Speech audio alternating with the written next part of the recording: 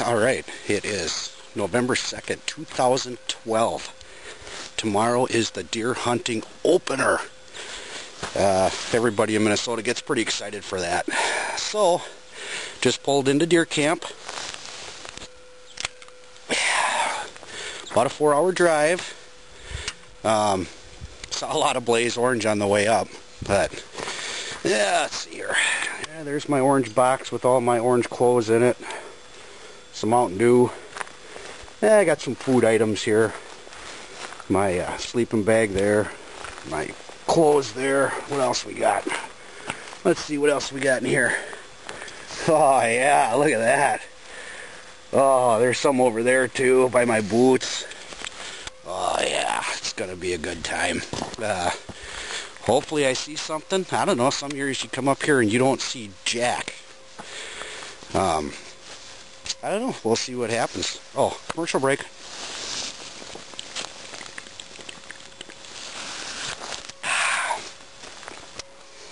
That's good. So, I am going to take all my gear and kind of set up in the house here. And I might jump back on here and tell you kind of a funny story if I remember to. But tomorrow morning I'll take the camera and we'll head out and see if we see anything out there. If anything exciting happens, we'll let you know. Stay tuned. Okay, I took a few things in the house, so I'm kind of settled up. I still got a little more to do, but figured I'd share a little story with you. It's probably one of those stories where you had to be there to see it, to see the comedy in it. But it cracks me up. Every year I leave the Twin Cities, Minneapolis, St. Paul area. I live just south of there in a suburb of St. Paul. And you're driving up and you see everybody's got their blaze orange on. I don't know what that's about. I'm fine with just regular plain clothes. I don't need to roll in my blaze orange. I don't know. I guess people just get really excited. It's kind of funny. But so anyway, this is about 22 years ago, something like that. I wasn't hunting here. I was hunting with a friend and his dad. His dad couldn't make it that year. And so instead of coming to the eastern side of the state, we were a little more to the west. We were around the Hackensack area, Walker, Minnesota, around that area there. We drive up and we have to go through the town of Brainerd, and it's a pretty busy town. And my friend says to me, "Hey, let's stop in this bar and have a beer."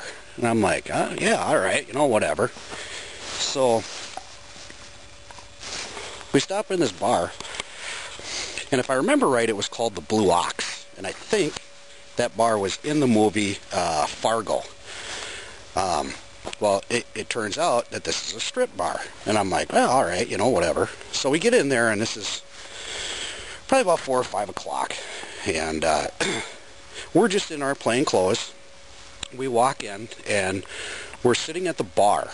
And if you turn around and turn your back to the bar, we're sitting on the stools, and you look across, there's the stage where the girls are dancing.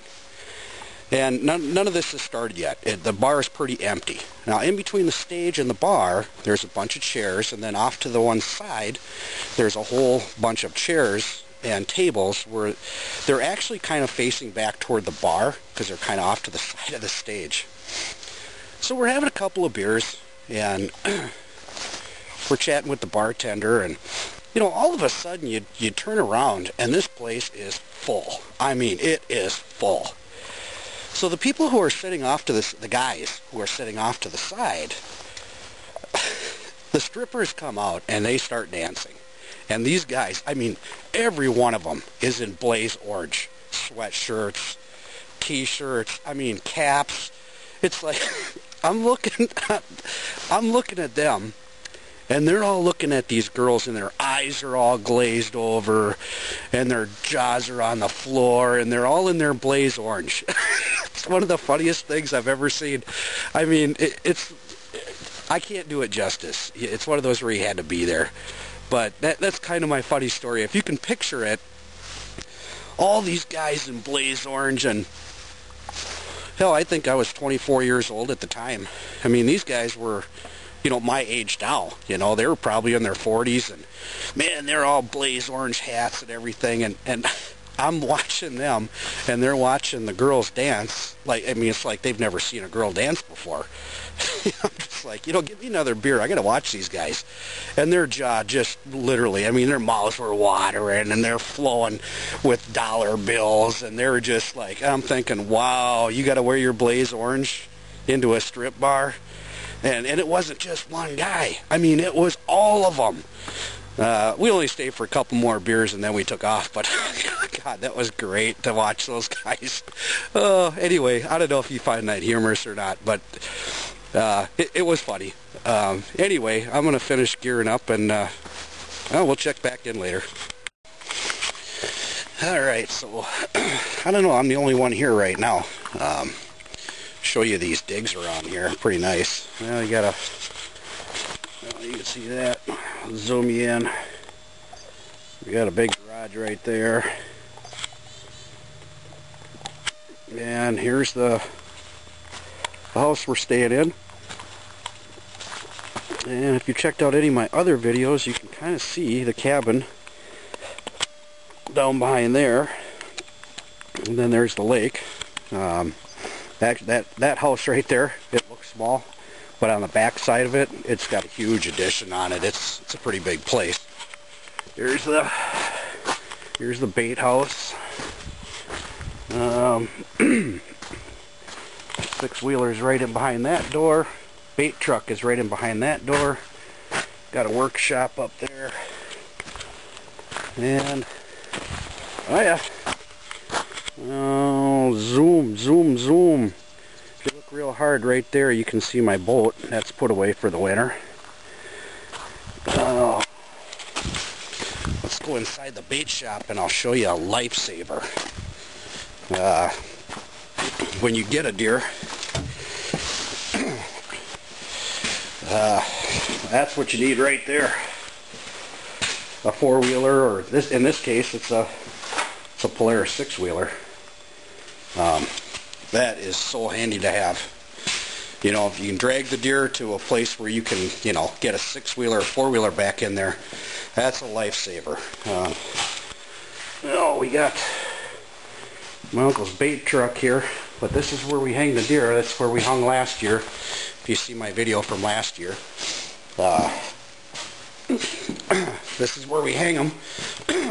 I suppose if I'm lucky enough to get a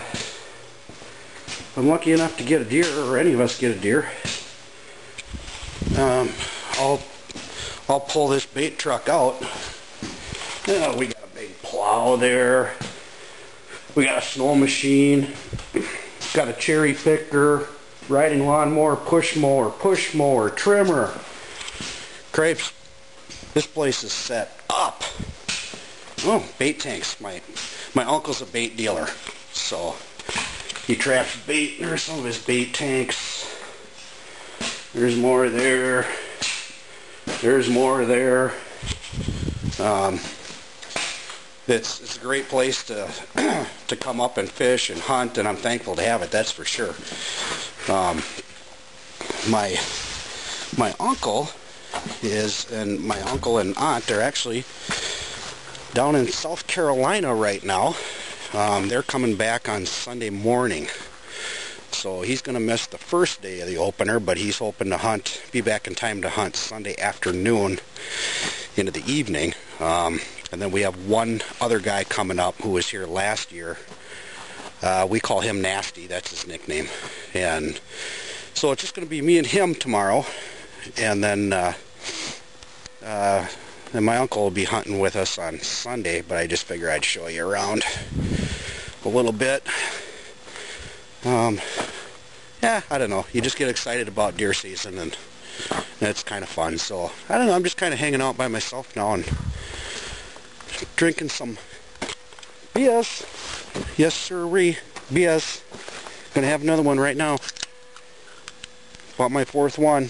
but the night is young. But you don't want to drink too many of them, because then you fall asleep in your stand. You don't want to do that. That will kill you. If you fall out, no good. That's no bueno. I guess I'm just kind of bored. So I'm just sharing a little bit of what's going on around here with you. I'm going to drink some more beer. I'll be back later. Alright, so it is November 3rd, day 1 of the deer season opener in Minnesota here. I was going to record a little bit in the morning, but it was so dark when I came out here, I thought, forget it, I'm not going to record nothing. You won't be able to see anything. I didn't see any bucks. I had one doe, a nice sized doe too, go by my stand, and I could have shot her 4 different times, but my license is a buck only. I didn't get buy my license in time to get into the lottery to see if I could take a doe or not. So it's just the chance you take if you don't pay attention, and this year I didn't. I was so busy, I just didn't pay attention. So I don't know. I could have had that one. 2 of the guys in our group have a doe permit, but it was 8 o'clock in the morning. Those guys weren't even out of bed yet, and I'm going to fill their tag. I just thought for the first morning, no, I'm going to pass on it, and give them a chance to see and kill their own deer, I guess. So it's about 1 o'clock in the afternoon now,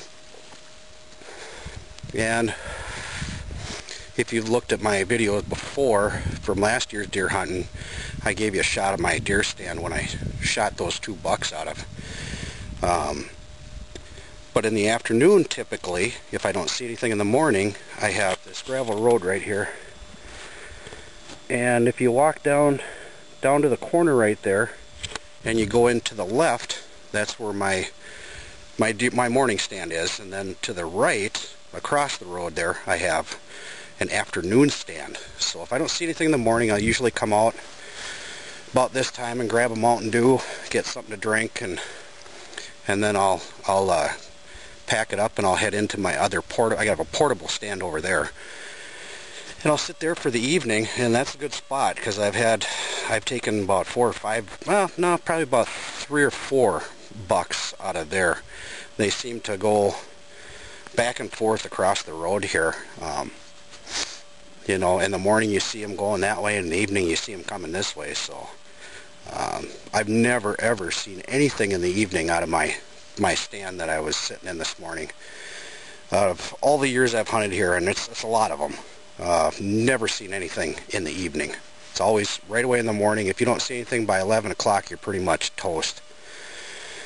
So you go over to the other side of the road, and I always seem to see deer in the evening on that side. So I'm gonna pack up and head over that way, and I don't know if something good happens, we'll get back on here. So just take care. Well, I don't know if you can see me or not, but it is 25 after 6, and no deer. And no, I don't smoke in my deer stand, so shut up. But the gun's put away. It's time for a beer. I just saw that one doe this morning. Well, I saw one before that too, but it was out crossing some swamp grass, and all I could see was the tail. I mean, it was a deer, but I couldn't positively ID it as a buck. So and then that doe came through, and that was it. I sat the rest of the afternoon and didn't see nothing. So I don't know, we'll try it again tomorrow. Holy shit. It's Monday morning, the 5th of November 2012. I haven't seen anything for 2 days. Well, I saw some does. I take that back. I saw some does on the first day, or one doe on the first day. Then yesterday, all I saw was 2 fawns. I'm having a smoke, and you know what that means? It means I downed a buck. And I was thinking, it's noon. I'm thinking, God, I'm just going to get ready and climb out of my stand. And my battery's going dead, so I'm going to try and hurry up. But all of a sudden, you know, the woods are all quiet, and I hear this snorting and wheezing. So I grab my grunt call. I got that hanging right here. Grab my grunt collar and I hit that. And all of a sudden, I hear this crashing and I'm thinking, holy fuck, here this buck comes, man. This is gonna be alright. So I hear this crashing and crashing, and it's going, there's a ridge over there, and they're running down there, and I thought, son of a bitch, they're running straight, I mean, they're running away from me. So I hit my grunt call again, and then all of a sudden, I had to change batteries. So I climbed out of my stand, came up to my truck. But anyway, I was saying, they come crashing down through. I hit my grunt call again. And all of a sudden I see this doe, and she is running for her life. Right behind it I see this buck. And I'm like, God, they're both running like hell. Right behind that one was another big old buck. And they went flying. They come around to the left side of my stand. I hit my grunt call. I got that first buck stopped, and I took my shot. He took off, and that doe kept running. She ran a circle, and that other buck, he ran a circle, and I was trying to get my gun, get another round in my gun, so I shoot that other buck, but they were just moving too fast. I didn't have time. But I saw the other one, he went down. And so I just left him lay there. I'm going to go and get the six-wheeler. Yeah, I had to gut that fucker or get him out of there, man.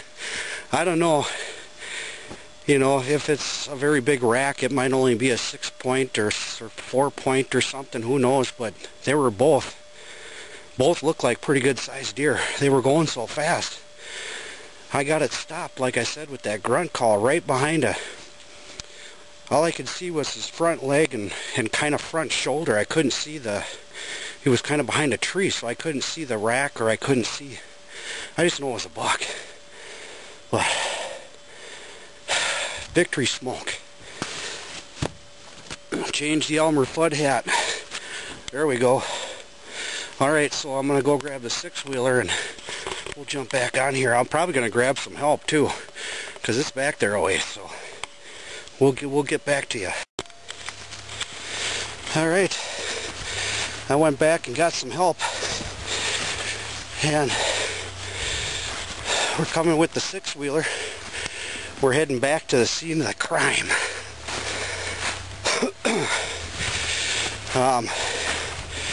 So when we get close to this thing, when we get the six-wheeler back here, we'll go up to it and I'll give you a shot of what we got here. So just stay tuned. Here comes the cavalry. Right here. There's our six-wheeler coming. And our help. So when we get it back here, we'll take a look here when we get the six-wheeler back here more. I shot a fork, I've shot a six, right. Glenn has shot about 3 or 4. We got him up on the Big Boss. We got the Big Boss on the Big Boss. 9-pointer. Okay. It's got 5 on one side, 4 on another. And we got a wager going. My uncle says, how big? 186. Well, he says 186 is the weight. Nasty, how big? 192. Nasty says 192. I'm going 189. I'm going to go right in between them. So, we'll get this fucker out of here. And we're going to weigh him. So we'll check back in when we get up to the big weigh station. After the fucking contest. After the fucking contest, right. I'm going to win that too. Alright, we're on the weigh station. No, fuck no, it's 2. Here's the buck. Jesus Christ, let me see that. He's a 9-pointer. 1 shot drop. It's 2 something, I can't. 5. We got Uncle Buzzy on the scale. This is 10. 10, 20. We're figuring it out. When we get it figured out, we'll... 206. 206 this one weighs. Nailhead, 2 nasty nails. Look at that. Look at the neck on that guy. He's rotten. His neck is so thick. That's a big deer. Nasty, you won. Yeah, 206. 206. I'm pretty happy with that. But now Nasty's got a double check. That's good. It's official. We'll get official one. It's ×2, right? On that scale? No. There's the red, and then the black is the 200. And it's a little over, and then the big marks are 10. So 206, it's official. Here's what we had to do. We had to take this winch off the front of this thing right here, and we had to winch that fucker. It was in so many big weeds. And then we had to spin it around and toss them on the back and drive them out of there. 206. Let's see, last year my first 8-point was 162, and then the second one I shot on Sunday was 168. You better get up there with the camera. This one's a 9-point. Yep. 206. This camera's not very good, so it doesn't focus on that real good. But there's a 200, and it's 206. Pretty happy with that. That's a big boy. He's a big feller. He got Bucky with me and I kicked his ass. Oh, I was just going to say that I paced it off and it looked like about 15 feet where he should have been able to jump down with a knife and stab it. Yeah, fucking A. Yeah. No, it was a 100-foot shot. Yeah, 100 feet shot. It was a nice shot. It was a good shot, yeah. Right where I wanted it. Yeah. 1 shot drop. Right through the Remington 280. One shot and it goes down. That's a deer spanker rifle there. I might get one tomorrow too, you never know. Stay tuned. Alright, so it's Tuesday morning. The 6th. It's election day. By the time I get this posted on YouTube, it'll be past the election day, but I do want to say, I hope everybody gets out and votes. It's important to do that. I think, at least in my mind, I think it's my duty as a citizen of the United States to go and vote. And I hope everybody that can get out there and vote. It's pretty important, at least I think so. But this also concludes my 2012 northern Minnesota firearms deer hunting season. I'm done hunting for the year. I have that 9-point, 206-pound buck. I went out this morning and it was rainy and snowy, wet, heavy snow. You can see on my truck here. This is my portable stand that I have up in that birch tree right there, and it kind of gives you a view of that way when you're sitting up there, and I can see down that way, then I can see down that way, and this is straight across from my other stand that you guys have seen before. I shot the buck yesterday off of that stand over there. Then the evening I come over here and hunt, but I'm done, so I came and took out my portable, and I'm gonna go back and cut up my deer. Went and got a possession tag for it yesterday down at Antler store, and if you've seen any of my vacation vids prior to this, there is a shot of that. Nice little store. They got a nice little motel on there.